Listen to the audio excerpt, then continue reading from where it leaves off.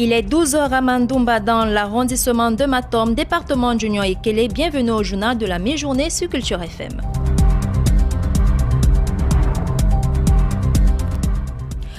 À la une de Culture FM Info Midi, au cœur de la thématique de ce mois d'août, la famille scrutée et interrogée dans ses différentes mutations socio-culturelles.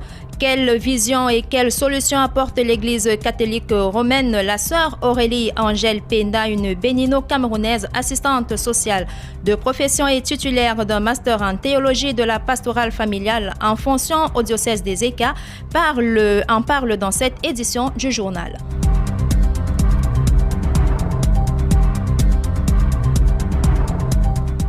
L'éducation au centre des débats ce jour avec la Journée internationale de l'éducation qui est célébrée ce 7 août 2019. Le 12h revient sur l'émission de cette édition.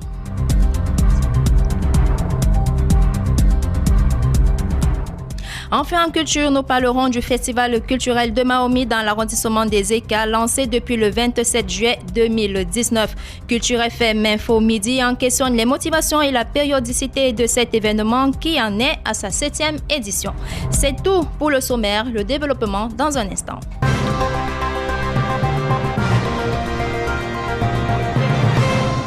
Une fois de plus, bonjour et bienvenue au journal sur Culture FM.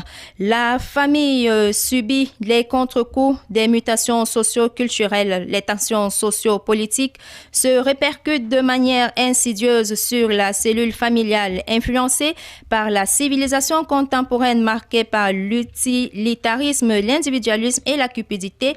La gratuité qui fait l'essence de l'amour s'effrite au bénéfice du profit. Les valeurs familiales traditionnelles sont remises en cause. Des situations sexuelles autrefois marginales voudraient se voir reconnues, authentifiées et légalisées. Erol Brando Ibogo. À l'ère d'une globalisation globalisante, la famille africaine en général et celle d'Union-Ekele et de la Sanaga maritime en particulier connaît des mutations profondes sur les plans culturels et sociaux auxquels on pourrait ajouter des transformations économiques. D'un point de vue purement socio-culturel, la famille est victime d'une crise profonde due au recul des valeurs. Le phénomène de concubinage, plus connu sous sa dénomination populaire, devient au reste à pignon sur rue et tend à se généraliser. Le mariage, traditionnellement l'union entre deux familles, a ainsi perdu de sa superbe. Marchandage de la dot, choix unilatéral des conjoints, rejet du consentement familial, multiplicité des partenaires aboutissant à l'abondance de naissances avant l'échange des vœux, amputation du rôle des grands-parents et de la communauté dans l'éducation des enfants, adoption de nouvelles terminologies dans la désignation des enfants d'une même fratrie, avec des appellations du genre cousin, demi-frère, oncle ou tante éloigné, enfant naturel, légitime, enfant bâtard, la peur de la sorcellerie, l'adoption de cultures importées, la pauvreté galopante, etc. Tout contribue à détruire l'image d'antan de la famille. Si le mariage est une institution sacrée en crépou, en Afrique traditionnelle, il revêt une toute autre mission, celle de prévenir et de limiter les déviances sociales. Aussi, un jeune dont les effets de la puberté se manifestent doit impérativement prendre mari ou épouse afin d'assouvir sa libido. Cela permet d'éviter le vagabondage sexuel. Avec l'abandon de cette tradition, la société est de plus en plus portée vers le sexe avec les conséquences sociales et médicales que cela comporte, à savoir des naissances désordonnées, la percée des maladies sexuellement transmissibles, les mariages tardifs. Les progrès scientifiques, techniques et numériques ont également un impact négatif sur la famille africaine. En tant qu'espace d'apprentissage et d'éducation, la famille fait face à des bouleversements radicaux. La télévision, Internet et les réseaux sociaux sont devenus les principaux canaux d'inculturation de la jeunesse africaine. Les enfants passent plus de temps sur les jeux vidéo et les réseaux sociaux qu'avec leurs parents qui, à leur tour, sont accrochés à leur téléphone, rompant définitivement la fibre familiale et les échanges entre les membres d'une même famille.